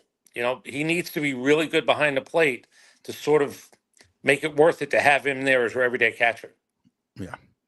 Chris DiMino from 680 The Fan joining us here on Main Street Sports today, presented by the Tennessee Orthopedic Alliance of Columbia, talking little Braves baseball following yesterday's announcement that they had signed former San Diego outfielder Jurickson Profar to a 3-year, $42 million deal. That's 2024 National League All-Star Jurickson Profar, by the way. So definitely kind of on the come up as he comes to Atlanta.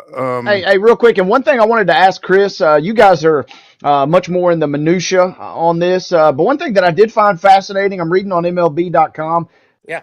This may count for something, it may count for nothing, but I do like the fact that he grew up a Braves fan, and so much so that he kind of reached out to Andrew Jones, it sounds like, to maybe kind of help through the process of getting in him. But the most epic quote is he said he's talking when he finds out that Atlanta is interested, and his 7-year-old son looks at him and says, well, you got to go there. What are you waiting on? So I love the fact that he's got his son kind of, saying, hey, you like the Braves, you grew up liking the Braves, and what are you waiting on? So if nothing else, it feels like the vibes are right for this signing for ATL. Yeah, so I was on his Zoom call as well, and I don't know if it's an exaggeration or not, but because of Andrew, he said the whole country was Braves fans, and he specifically said Wednesday nights at 7:00. That's what everybody in that country did, and you've got a Curacao connection, I guess is what it's called now with the Braves, and it can't hurt that he knows he's going to be comfortable. He has a background. He has a friendship with Ozzy. They actually hit together until Ozzy in the last couple of years has stayed in Atlanta to get his off-season work in. But they know each other. He saw him play when Ozzy was a little bit younger, and he said, even though he was smaller, you could tell that he was a spark guy. Yeah, and look, is it a little country? Is it a little closer in terms of a flight? It is. Does that make some guys comfortable? It probably does. I'll take anything. If a guy tells me he wants to be here, well, sometimes the money dictates your want to be there. If there are other reasons, because he grew up a Braves fan, I don't think that's going to make him a better Brave. But if you can get guys to be comfortable because people have told them the lay of the land where, hey, you're going to be fine here. They treat you well here. They are more of a personality over the last couple of years, the business approach that everybody said they took. So getting a guy as comfortable as possible in the work thing to have some of that knowledge walking into spring training, it cannot hurt. Sure. Do you expect the Braves to do anything else between now and the start of spring training, Chris, or do you expect them to do anything during spring training, or is this going to be it, do you think? I don't think it's ever it with Alex. Like, I don't think he thinks like that door's closed. We just spent the rest of the money. And look, if I hadn't seen him do things in spring, if I hadn't seen the trade deadline things over the last few years, I had people telling me, I knew they didn't have $100 million to spend. I said, well, maybe they didn't. But I think this 42 is pretty good. I think they still want, because you always need something in the bullpen. They've really made a case. This is what Alex said to me. We had him on last week for a pretty extensive, pretty long interview, that if they're going to get a pitcher, a starting pitcher, it really can't project as a 5. because whether it's Ian Anderson, who's out of options, whether it's Bryce Elder, if you want to see that again, whether it's Waldrop, Smith Schauber, they have a 5. Mhm. They have a 5 that they could pay $800,000 to. For me, that sort of sounded like 3 and up. If you can trade Mhm. for a guy who's a 3, a 1, 2, 3, I think that might be a move they make. Now, what would it cost you in trade? I'm very honest. I probably said this to you guys. I don't know a lot about the minor leagues. I don't, I compare it to an iceberg. I know it's above the water, which is really the Mhm. smallest piece of it. I know the 26. I know the coaching staff. I don't know what you have as trade value. I don't know. They signed a couple of guys, a couple of outfielders. I don't know what that means. Um, They don't want to do that again. Every year for the last 5 years, it seems they had to go do something at the trade deadline for an outfielder. They think they might have a rotation of 5 now when Ronald comes back. So maybe that part is put away. They lose A.J. Minter. They lose him to the Mets, as a matter of fact. Ian Anderson, because he's out of options, if they got a pitcher, Anderson could go to the bullpen. And I mean, that would, if he can do it, that helps your bullpen out while you get stronger at the pitching, which would be a 3 or a 4, where Ian Anderson is sort of the odd man out of the 5. All right. Chris DiMino from 680 The Fan joining us here on Main Street Sports today, talking little Braves baseball because it's been a while since we have, And it's cold. It's yeah, cold. yeah. I mean, And so let's think warm. Right. Yeah, Chris, really appreciate you help and coming on with us to help us through this off season and maybe reaching back out to you here between now and the start of spring training. Maybe Alex will give us another reason to talk, and look forward to doing so.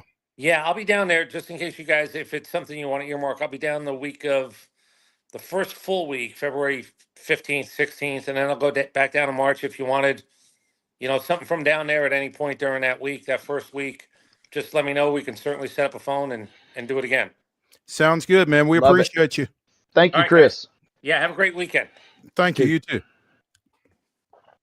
Let's take our final break of the afternoon and come back and close out the weekend warm-up edition of Main Street Sports today, presented by the Tennessee Orthopedic Alliance of Columbia. We'll be right back.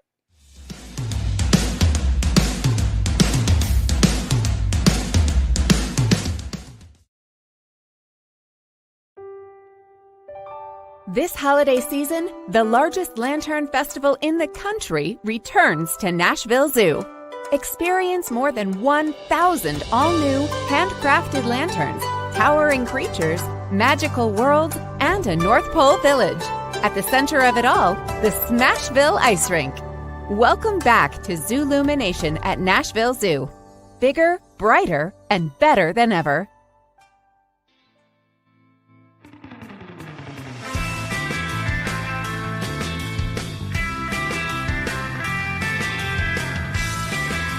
Is the final segment of the weekend warm-up edition of Main Street Sports today, presented by the Tennessee Orthopedic Alliance of Columbia. That's Wade Neely. I'm Maurice Patton. Want to mention a couple of things at the top of the hour. We talked about it a little bit yesterday, but number 5 LSU puts its undefeated 20-0 mark on the line against number 2 South Carolina. 18-1 are the Gamecock women's. They will play again. It's a 4:00 because LSU wasn't able to get out of Baton Rouge because of the weather conditions that have taken place across the Southeast this week. So that game got pushed back, and we'll start here in 15 minutes or so. Should be a good one. Yeah, I'm looking forward to the game. I'm looking forward to kind of seeing I mean, on one hand, this is a massive game for SEC implications, but obviously this is a massive game to kind of really feels like we know quite a bit about South Carolina, even with the injury that devastated their program. They seem to be kind of cruising right along. It feels like this is a chance to maybe learn a little bit more about LSU than anything, and I think that's what's so intriguing about this one coming up in a minute. Oh, for sure. Again, LSU coming in at 20-0. South Carolina 18-1. Their only loss was back in December to UCLA, and they've rattled off a bunch of wins since, again, like you said, despite the loss of Ashlyn Watkins, one of the top rim protectors in the women's game. So they it's kind of been a strength in numbers approach for South Carolina. A lot of different folks handling the scoring and that kind of thing, showing a lot of depth. And I think you're right. I think this is an opportunity on probably the biggest stage LSU has been on to this point of this season to see if they can continue their role and, knock off a really good team on the road in SEC action. So 4:00, you can see it on ESPN, LSU women at South Carolina. Maybe a chance though, a little sneaky for the Lady Vols, right? Who get South Carolina coming up? Maybe them being back an extra day on their schedule. Maybe. I'm grasping at straws a little bit here, but certainly can't hurt as Tennessee tries to navigate that gauntlet. Hey, you'll take any help you can get if you are Tennessee getting ready to play South Carolina. So yeah, let's think good thoughts as far as that goes. Yeah, we talked late last week about Dick Vitale getting cleared from his battles with cancer to return Mike's side for tomorrow's Duke Wake Forest matchup. Well, unrelated to his cancer issues, Dick Vitale was involved in a accident at his home over the weekend and will be unable to work that game tomorrow after all, unfortunately.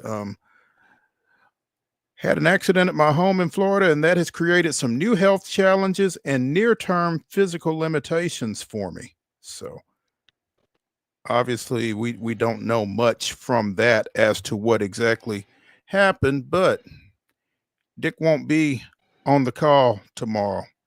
And for a number of college basketball fans, that will be a bit disappointing. Has not worked again since the 2023 national championship game between UConn and San Diego State because of his issues with melanoma and forced some surgery on some vocal cords. So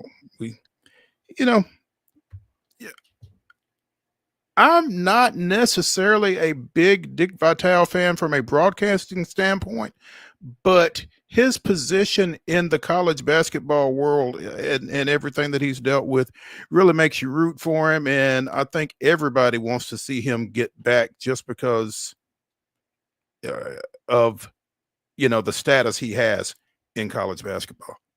No doubt. For a guy that's so full of joy, the last thing that you want is kind of to see him robbed of that ultimate joy of not being able to work these games. So it is unfortunate he's not coming back. But hey, I was already a little questioning the game, and I know North Carolina stinks this year, but why not just go ahead and have him penciled in for Saturday, February 1st when UNC makes the trip to Duke? That just feels like a Dickie V game. So much of my childhood was built around that game and that rivalry with him on the call. So why not just, maybe a odd blessing in disguise? If we can get him pumped up and amped up and ready to go, let's just bump him up to next weekend for that February 1st showdown versus UNC and Duke. As the meme says, I'll allow it.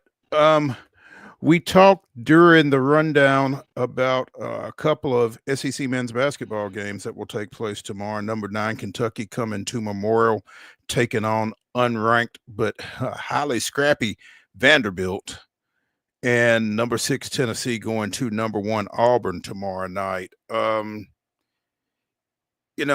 If Vanderbilt were to win tomorrow, it certainly would not be the first time that a unranked or unheralded Vanderbilt team has gotten what's supposed to be a good Kentucky team at Rupp. Yeah, Ken Vanderbilt. Or at Memorial, excuse me. Yeah, Ken Vanderbilt pulled together the magic again, yeah. Yeah, again, Vanderbilt having won against Tennessee last weekend at Memorial. So they're playing with a lot of confidence, and I don't know that their loss at Alabama this week really did anything to that. I mean, Alabama's the number 4 team in the country. I mean, it's going to happen. So, overall, Vanderbilt seems to be playing some really good ball, and a lot of folks are really singing Mark Byington's praises at this point, and I think Kentucky's really got to be on their toes coming into this one. Absolutely. This is kind of like we talked with Blake Lovell earlier in the week. There's so many potential candidates for Coach of the Year in this league. You got two of them going toe-to-toe with Byington and Pope squaring off, and it will set you back a little bit. We talked about how the tickets would be expensive last week versus Tennessee. Similar price point. It's going to cost you after fees right around $140 to get into Memorial. We'll see if they got one more court storming in them. That'll be a fun game in the early portion of the slate tomorrow. Yeah, and the late portion, again, Tennessee at Auburn. Don't know if Broom's going to be back. We did not check in with Blake Lovell like we said we were going to, so not sure what his status is for that matchup, but his absence hasn't seemed to impact the Tigers a great deal. No, they've just been rolling, and that speaks to that's why they've been kind of the darlings, whether it's real voters or computer voters. Ken Palm's had them right up there at the top all year, and even with Broom, they haven't really seemingly dipped off a ton. That speaks to the depth of that program. That'll be a fun game. I gave you the ticket rundown. This one's going to set you back a few more shekels. Cheapest ticket on ESPN listed at $360. And that's without those pesky fees. So you're looking at four Benjamins to get in the door down at Neville Arena tomorrow night. But it will be good. It will be good, and it will be an entertaining ball game, I think. If it's $360 without the fees, you might be closer to $5, Wade. I mean, the way they run, I know they jack them. Yeah, they jack them up. Yeah, I mean, it is. It's going to be pricey, but it probably will be worth the price of admission when those two teams tangle. As the Vols come in, they seemingly, Auburn certainly wants to hold serve, but it feels like Tennessee is a little more, quote, desperate. And this is the only time these teams are going to meet this regular season. So the chips will be down tomorrow night down on the Plains. And, whatever issues Chaz Lanier was having turning down shots no longer seems to be the case. And so if he's going in hunting his shot tomorrow night, it could be interesting. With everything else Tennessee has going on both offensively and defensively, if they can hold Auburn down and get a good game out of Lanier, the former Ensworth standout. Yeah, I don't know if 6 beating 1 at 1 is an upset or not, but I wouldn't necessarily be shocked if Tennessee went in there and got a win, particularly, the way this SEC is shaping up this season. Yeah, wouldn't call it an upset, especially if Broom obviously doesn't play, but it feels like it would do a little more for Tennessee. Whereas if Auburn loses, hey, they're in the same situation Tennessee was. It feels like kind of going into Vanderbilt. Hey, we want to win this game and we should win this game, but if we somehow do lose, we'll dust ourselves off and kind of go about our business. But what you don't want is a couple of those, and especially if Auburn wins, obviously, Tennessee already with 3 conference losses, Auburn would remain undefeated. That regular season championship, if you value that in any capacity, that starts getting harder and harder to grasp. Absolutely. MTSU, men and women, both coming off of big wins last night. The men defeating Sam Houston. Well, both of them defeating Sam Houston, but the men winning at Sam Houston. Women at home against Sam Houston. Both of them play tomorrow. The men go to Ruston taking on Louisiana Tech, a team that was pretty highly regarded coming into the season that has kind of had its struggles, but Middle looking to continue to stack wins, and the women suddenly looking for their second Conference USA win in succession after having their 33-game streak snapped last Saturday up at Western Kentucky. But as we talked, that win might have made the Lady Raiders mad. Feels like it. And, the ladies feel like they're going to probably take care of business. This will be a big game. MTSU going to La Tech, who picked up a nice win versus Western last night. Seems like maybe after stubbing their toe a couple of times here, maybe they start turning the corner. That'll be a massive showdown. It's on ESPNU too, so it should be a fun one at 5:30. There we go. The women with a 66-38 win over Sam Houston last night, rounding back into shape there. So keep an eye on that one. Finally, Wade, it's Championship Sunday. Washington goes to Philadelphia at 2. Buffalo goes to Kansas City at 5:30. Your winners will be Super Bowl bound. Any thoughts? I think it's going to be a fun weekend. Obviously, the storylines appear to be much more rampant in the AFC Championship game, but obviously I'm dialed in to see, number one, what kind of Eagles team shows up. It surely feels like, I heard a crazy stat that in the 2 meetings this year, Saquon Barkley had ran or received something like 560 yards versus the Rams. So he had absolutely torched them in their 2 games they played this year. Some absurd stat. Feels like he's not going to be able to run quite as wild on a much improved, especially under Dan Quinn, defense for the Commanders. So I look forward to that game. I think that will be the game. It will be a little bit uglier, so to speak, but I'm looking forward to that. And I do want to give a quick shout out, though, for the AFC Championship game. Bills Mafia, we talk about them a lot, and we know what they're capable of. But I do got to give them a tip of the cap. They donated, and this number is still climbing. They've donated over $100,000 to Mark Andrews, who famously bobbled that pass that got Buffalo into the championship. But he received so much hate and flack from folks from his own fan base. But he was diagnosed with type 1 diabetes before he came into the NFL. And Bills Mafia has helped raise, through his nonprofit organization, over $100,000 this week alone. So Bills Mafia is trying to size up whatever good cosmic and karmic energy they can do. I don't know if it's still going to be enough to beat Mahomes. I have a feeling we're looking at Commanders pulling an upset, in my opinion, and I think we're also looking at the Chiefs doing what the Chiefs do, whether they get the help from the folks in stripes or not. I think the Chiefs and the Commanders. I'm praying I'm wrong. I'd love, like I said, to see Bills Commanders, but it feels like we're only going to get settled for maybe one of those. I mean, it would just kind of add to the legend of rookie quarterback Jaden Daniels if it went that way, would it not? It'd be epic, man. Give me your breakdown on the games. You know, I think it all kind of depends on what Daniels, if Daniels is finally a rookie or not. You know, Vic Fangio said earlier this week, you know, he's a rookie by birth certificate, but that's about it. Is he ever going to look it? And to this point, it feels like the answer is no. And if he continues to play like a veteran, you feel like Washington's going to have a shot. I still feel like in the end it's going to be Philadelphia, Kansas City. Yeah, I was afraid of that. That's what we're going to get. Yeah, we're destined.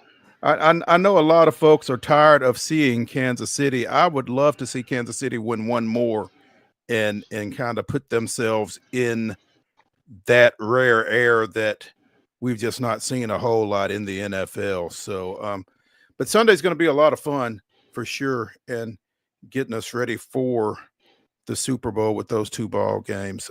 Looking forward to it. Big weekend, a lot going on. So y'all take it all in, and then come back and join us Monday at 2:00 right here on Main Street Sports Today, presented by the Tennessee Orthopedic Alliance of Columbia. That's Wade Neely. I'm Maurice Patton. We appreciate y'all checking in. Again, have a great weekend. We'll see you Monday.